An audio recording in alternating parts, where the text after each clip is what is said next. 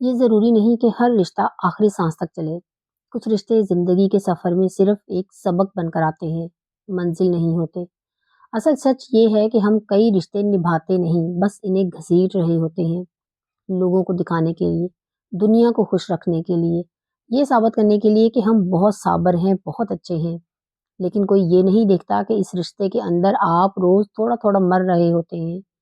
دنیا صرف یہ دیکھتی ہے کہ آپ نے رشتہ کیوں توڑا، دنیا یہ نہیں پوچھتی کہ آپ کو توڑا کس نے تھا۔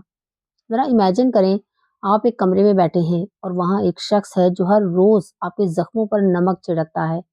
آپ خاموش رہتے ہیں، آپ خود کو سمجھاتے ہیں، کوئی بات نہیں برداشت کر لیتے ہیں۔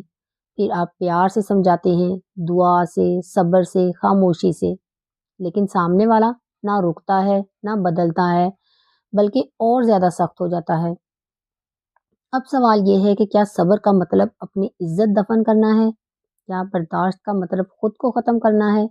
نہیں، بالکل نہیں۔ اگر کوئی شخص جان بوجھ کر آپ کے سکون کو کچل رہا ہے، آپ کے صبر کو آزما رہا ہے اور آپ کے اندر کی اچھائی کو مارنا چاہتا ہے، تو وہاں خاموشی بھی ایک جرم بن جاتی ہے اپنے خلاف۔